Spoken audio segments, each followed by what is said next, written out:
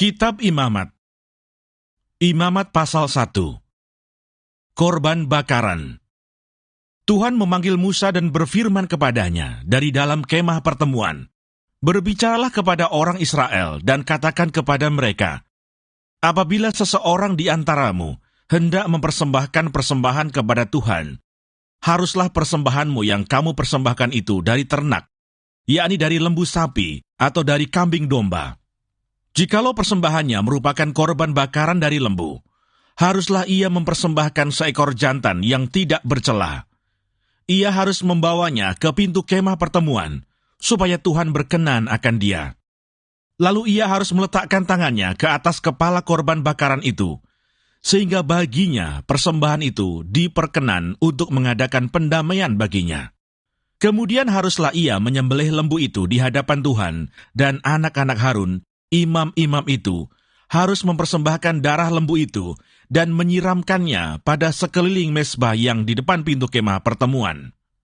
Kemudian haruslah ia menguliti korban bakaran itu dan memotong-motongnya menurut bagian-bagian tertentu.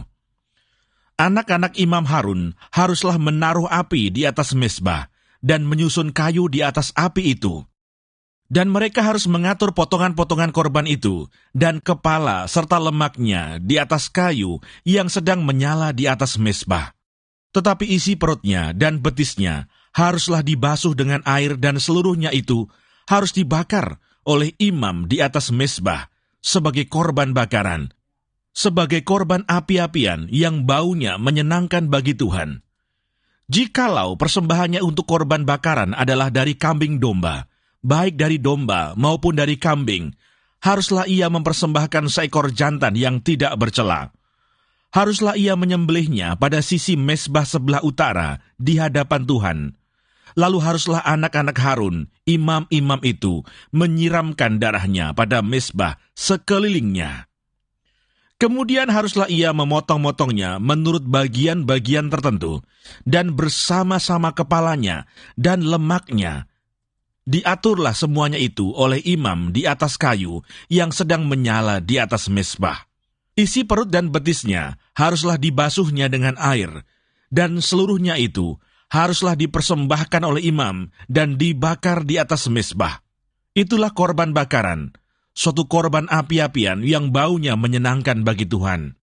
Jikalau persembahannya kepada Tuhan merupakan korban bakaran dari burung, haruslah ia mempersembahkan korbannya itu dari burung tekukur atau dari anak burung merpati.